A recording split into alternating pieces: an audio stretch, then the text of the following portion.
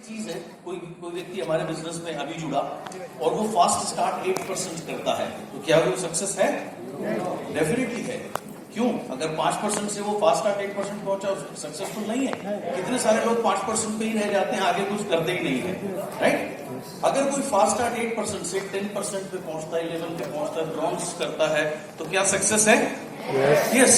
मान लीजिए किसी का पहली बार 10,000 रुपए का चेक आता है, ओके, तो क्या वो सक्सेस है? डेफिनेटली।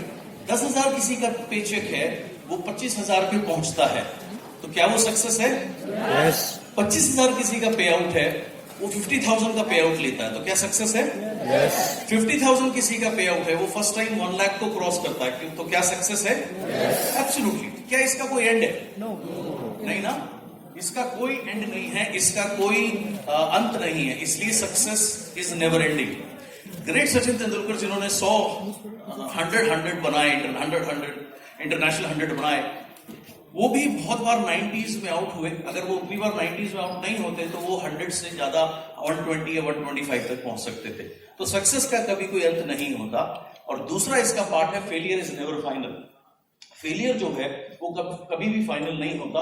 जब तक आप दौड़ में हैं, प्रयास में हैं, आप अपनी सक्सेस को चेज कर रहे हैं, आप फेल नहीं हुए।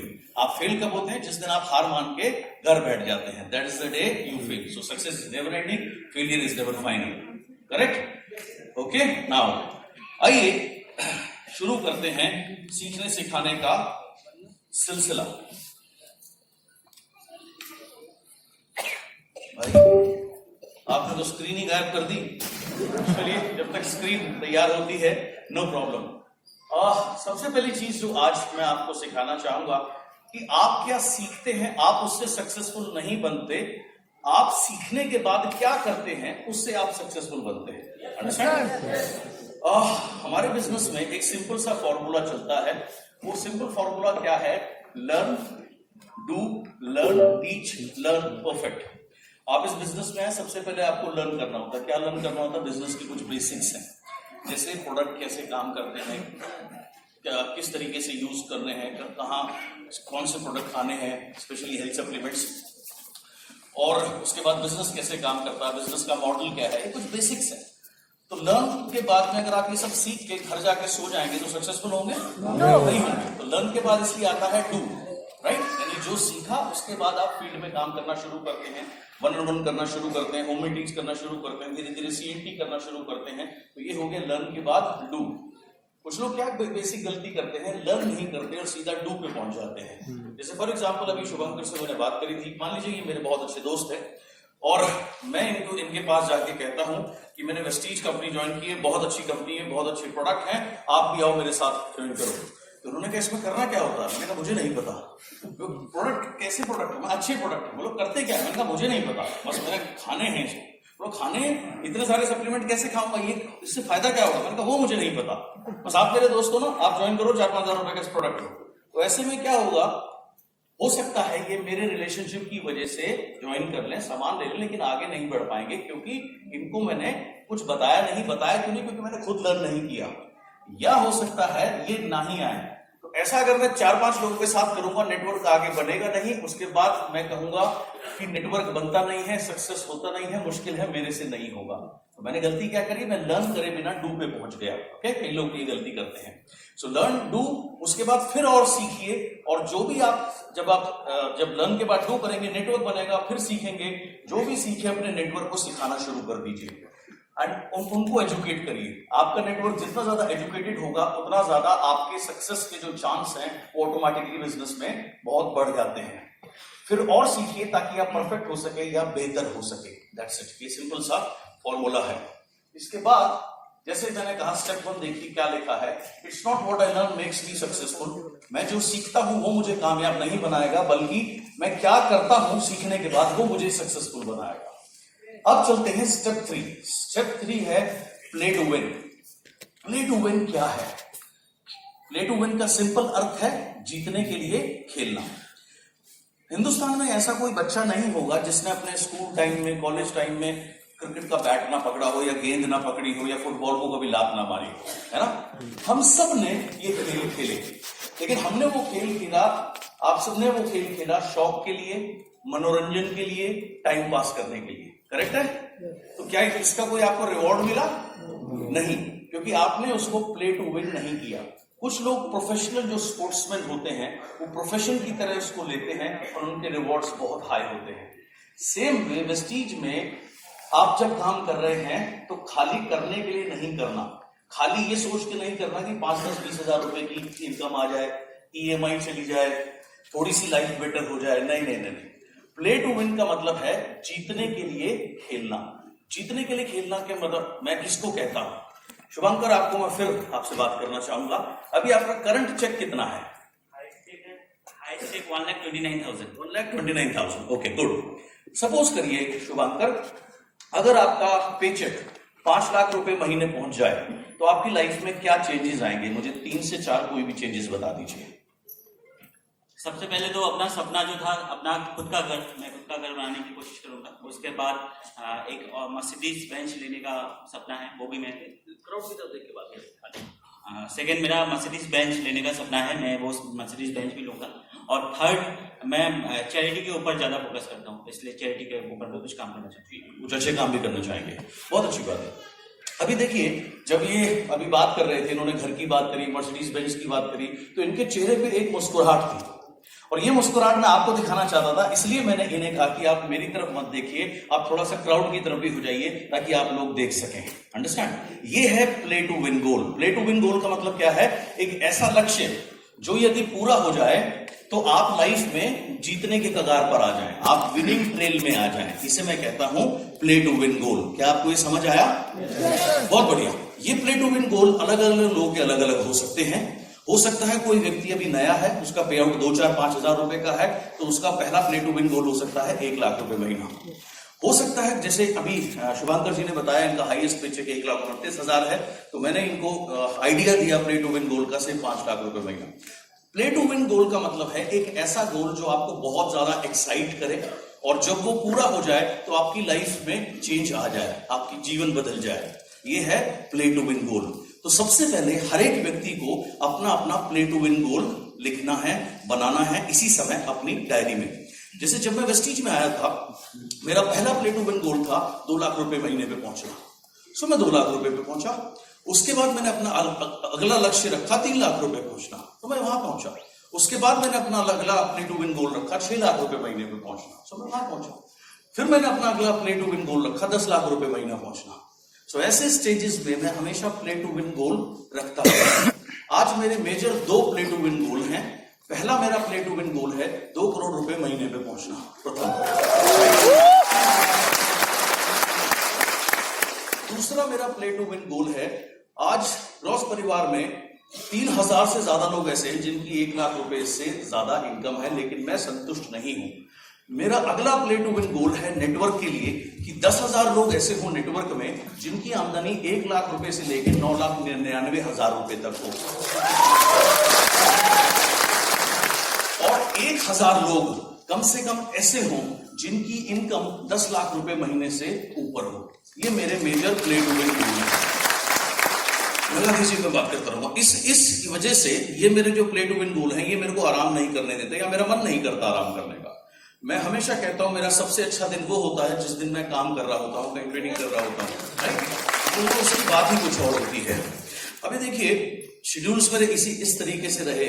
पिछले महीने मैंने रायपुर में यही ट्रेनिंग करी और रायपुर से अगले दिन हमारी ट्रेनिंग थी, अगले दिन हमारी ट्रेनिंग थी अंबिकापुर में। रायपुर और अंबिकापुर में कितना डिस्टेंस है? 7-7.5 घंटे ड्राइव करके जाना पड़ता है। तो जब तक मैं अंबिकापुर पहुंचा, रात के 12:50 हो चुके थे, यानी 1 बजने में 10 मिनट थे। और कमाल की बात यह है, तब भी 10 से 15 डिस्ट्रीब्यूटर्स वेट कर रहे थे, लीडर्स वेट कर रहे थे, राइट, हाथ में बुके लेकर के। तो बाय द टाइम जब मैं सोने गया, उसके बाद डिनर किया सबके साथ बैठ के, जब तक हम सोने गए 3 बज चुके थे। अगले दिन अंबिकापुर में 2 सेशन थे, जैसे अभी आपके लिए 1 सेशन करूंगा, ऐसे 2 सेशन थे बैक टू बैक, क्योंकि वहां सबसे बड़ा हॉल है, उसकी कैपेसिटी 1000-1100 है, लेकिन 2200 लोग थे। पूरे दिन सुबह से शाम हो गई ट्रेनिंग करते करते। उसके बाद टाइम करना शुरू किया। रांची पहुंच, आवाज आ रही है आपको? नहीं, अब ठीक है? यार वही दे दे।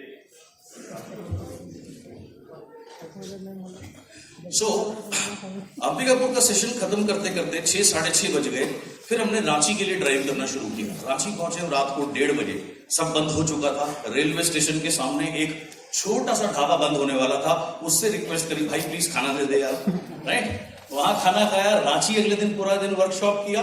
उसके बाद में नेक्स्ट डे ड्राइव किया वहां से जमशेदपुर, टाटा जमशेदपुर पहुंच के फिर वर्कशॉप किया। सो इस तरीके से पूरे देश भर में मैं जगह जगह जाके ट्रेवल करता हूं विदाउट एनी गैप। राइट, बीच में एवरी डे हर जगह कहीं ना कहीं। और डेली सेशन के बाद में 4, 5, 6, 7, 8 घंटे की ड्राइविंग रहती है। तो किसी ने मुझसे कहा आप इस तरीके से क्यों काम करते हो, आपको क्या जरूरत है इस तरीके से काम करने की? मैंने कहा जरूरत तो डिपेंड करता है, मेरा प्ले टू विन गोल बहुत बड़ा है। तो वो मुझे बहुत एक्साइट करता है, इसलिए मेरे को कभी थकान नहीं होती, या इसलिए मुझे कभी ऐसा शेड्यूल्स बनाने में कभी कोई दिक्कत नहीं होती।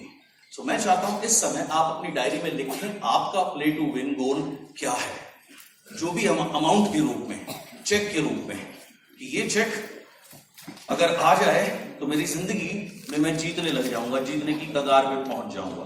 सो ऐसा प्ले टू विन गोल आपने फिगर के रूप में लिखना है अपनी डायरी में।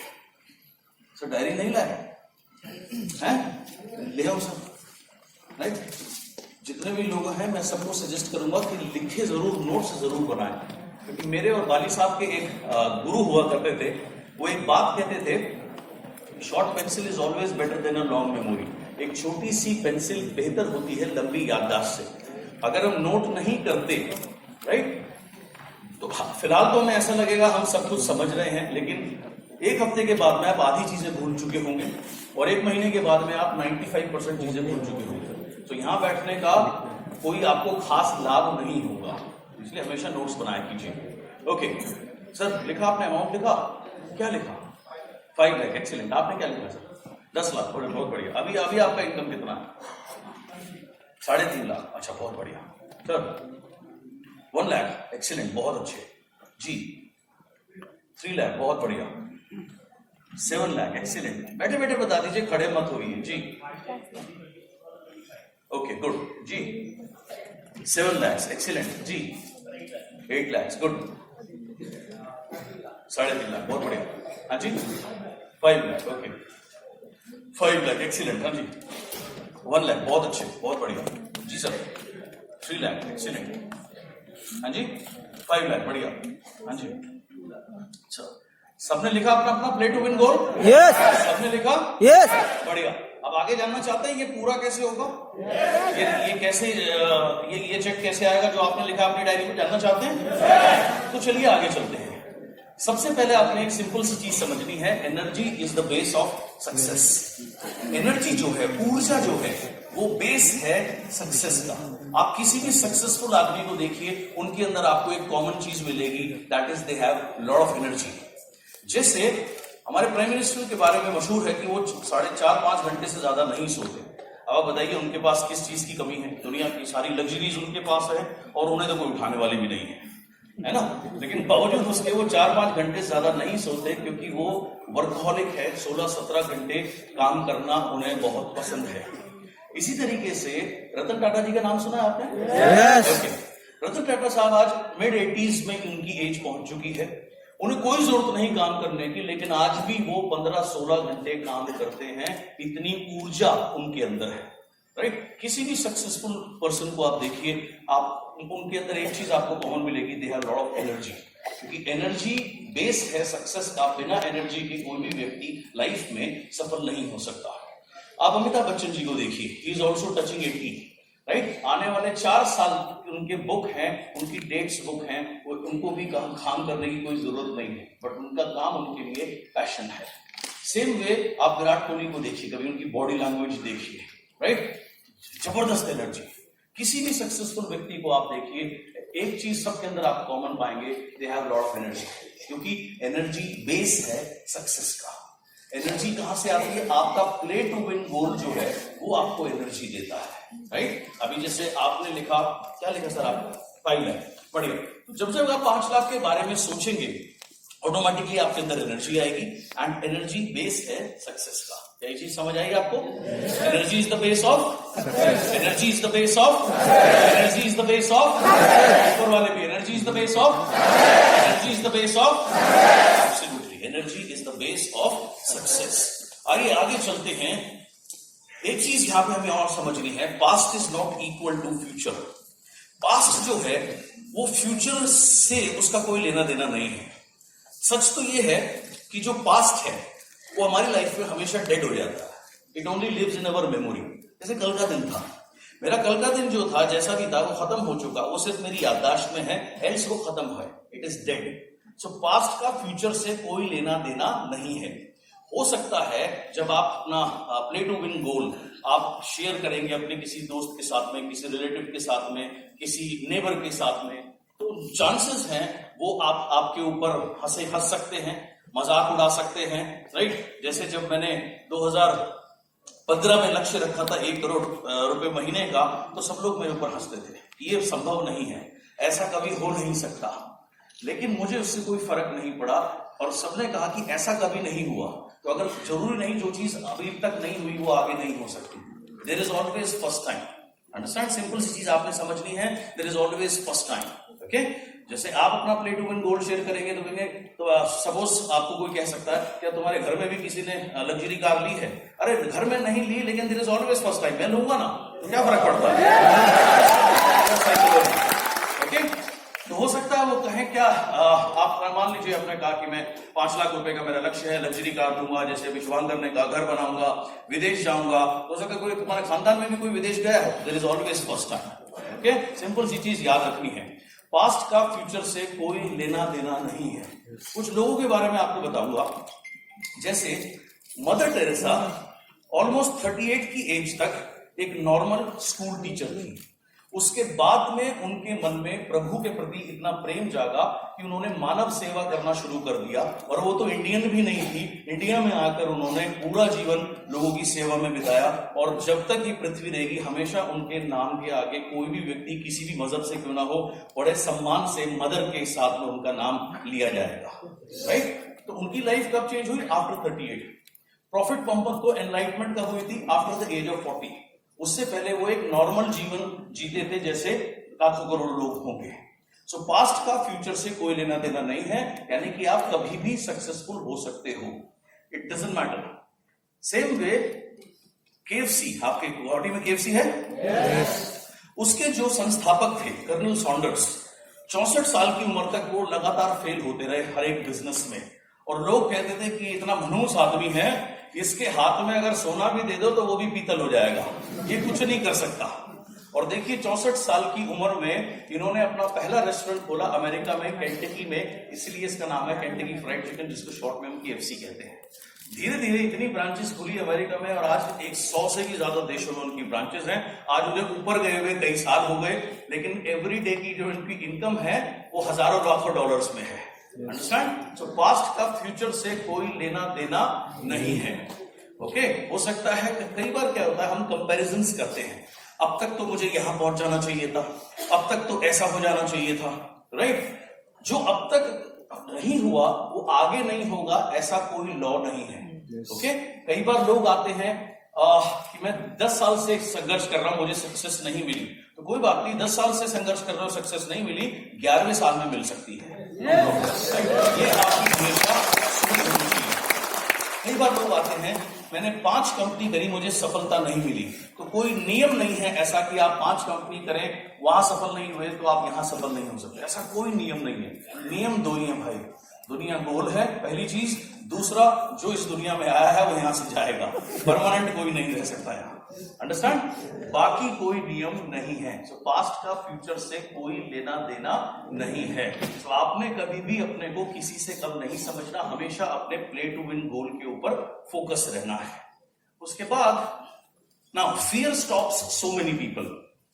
डर जो है ये बहुत लोगों को रोक देता है सफल होने से, और सफल तो दूर की बात है, डर की वजह से बहुत सारे लोग अपना जर्नी शुरू ही नहीं करते, अपनी यात्रा शुरू ही नहीं करते सफलता की। सबसे बड़ा डर लोगों को होता है फियर ऑफ फेलियर, फेल होने का डर, मैं नहीं कर पाया तो।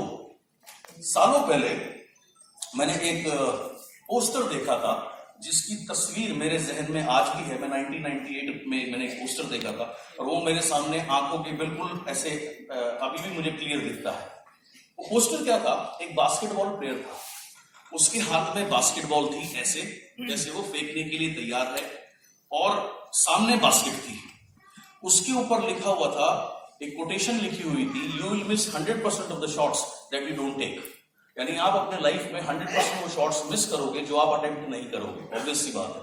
अब अगर वो प्लेयर बॉल फेंके तो बॉल बास्केट में जा भी सकती है, नहीं भी जा सकती, दोनों बातें हैं। लेकिन अगर वो फेंकेगा ही नहीं तो क्या जाने का चांस है? नहीं, एब्सोल्युटली। सो फेल होने के डर की वजह से बहुत सारे लोग का कोई भी प्ले टू विन गोल वो कभी रखते ही नहीं है। मैं नहीं कर पाया तो, और जैसे ये बात आती है नहीं हुआ तो, नहीं कर पाया तो वो अपनी जर्नी कभी शुरू ही नहीं कर पाते हैं। अंडरस्टैंड? इसलिए ना उनकी लाइफ में प्ले टू विन गोल है, ना उनके पास कोई एनर्जी है। अभी मैं आपको एग्जांपल दे रहा था कि जितने भी सक्सेसफुल लोग हैं सभी के अंदर एनर्जी आपको कॉमन मिलेगी। इसके ऑपोजिट आप किसी नॉर्मल गवर्नमेंट ऑफिस में जाओ, अगर 10 बजे का टाइम है, पहले तो वो 10:15 तक तो कोई सीट पे ही नहीं आता।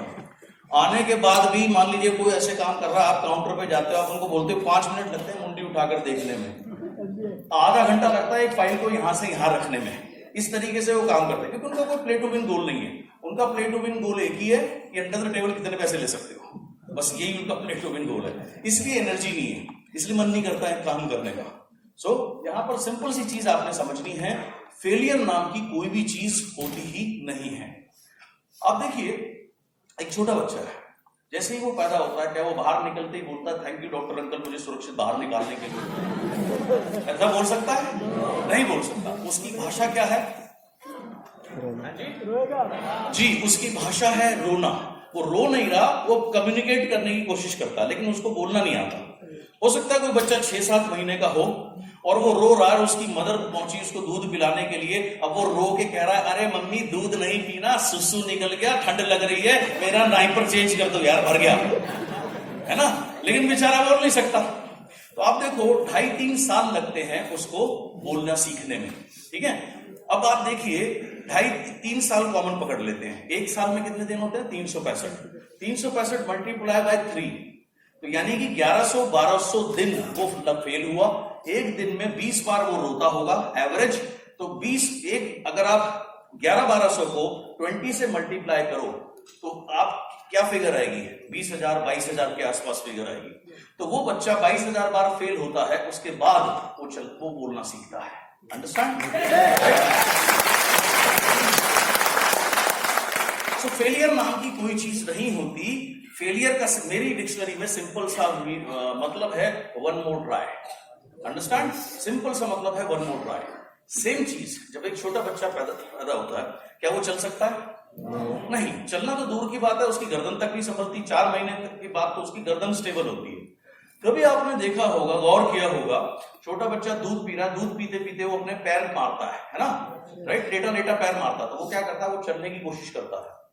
वही कई महीने लगते हैं, लगभग 1 साल, 8-9 महीने, 10 महीने, डिपेंड्स, साल के आसपास उसको घुटना चलने में हम सब इतना समय लग जाता है। उसके बाद क्या करता है? जब वो थोड़ा थोड़ा घुटना चलने लगता है, वो सबसे पहले तो खड़े होने की कोशिश करता है और पहले किसी चीज को पकड़ कर खड़े होने की कोशिश करता है। कभी आपने ये सीन अपने लाइफ में जरूर देखा होगा, अभी आपको रिकॉल हो जाएगा।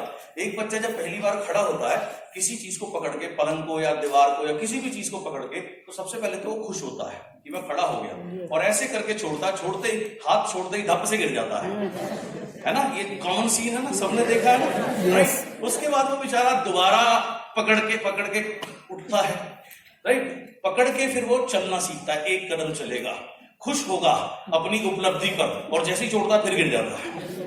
उसके बाद अगेन 3 साल के आसपास समय लगता है चलना सीखने में। सेम फिगर आ गई, यानी कि उसने भी 22,000 बार वो फेल हुआ तब चलना सीखा। अंडरस्टैंड? सेम चीज। तो आप देखिए, थैंक गॉड बच्चों में उस समय जब वो बच्चा इतना छोटा होता है उसकी मेमोरी नहीं होती, वो डिलीट होती रहती है, या उसमें हमारे जितना दिमाग नहीं होता, बड़े आदमी जितना। अगर उसमें बड़े आदमी जितना दिमाग हो जाए तो वो कहेगा मैं नहीं चल सकता, यही सुपरमैन लोग हैं, पता नहीं कैसे चलते हैं, मैं तो जब कोशिश करता हूं गिर जाता हूं, है ना। तो फेलियर का सिंपल मतलब है वन मोर ट्राई। क्या मतलब है? One more try. 1998 में मैं इस इंडस्ट्री में आया था और नवंबर 99 में मैंने मेरी पहली कार खरीदी, सफेद रंग की सैंत्रो थी। और उसमें मैं एक गाना सुनता था बार बार उस गाने को मैं मेरा एंथम बोलता हूं, राइट। वो गाना है जो भी चाहूं वो मैं पाऊं, जिंदगी में जीत जाऊं। तो वो गाना मैं बार बार सुनता था। मेरे दो मेरे दोस्त बैठे होते थे, मेरे डाउनलाइंस बैठे होते थे। तो उस गाने में क्या है, ब्रेक लगती है बहुत तेज, ची करके आवाज आती है। तो मैं हमेशा मेरे लोगों को बोलता था, मैंने कहा देख यार मेरी मर्सिडीज का ब्रेक लगा, देख यार मेरी मर्सिडीज का ब्रेक लगा। तो 99 में ये देखो सिलसिला शुरू हुआ। 2000 में मर्सिडीज आई, नहीं आई, वन मोर ट्राई। 2001 में मर्सिडीज आई, नहीं आई, वन मोर ट्राई। 2003 में मर्सिडीज आई, नहीं आई, वन मोर ट्राई। 2004 में मर्सिडीज आई, नहीं आई, वन मोर ट्राई। 2005 में मर्सिडीज आई, नहीं आई, वन मोर ट्राई। 2006 में मर्सिडीज आई, नहीं आई, बल्कि जो कार थी वो भी बिक गई, सेकेंड हैंड कार आ गई, लेकिन वन मोर ट्राई। 2007 में मर्सिडीज आई, नहीं आई, वन मोर ट्राई। 2008 में मर्सिडीज आई, नहीं आई, वन मोर ट्राई। 2009 में आई, जी हाँ 2009 में।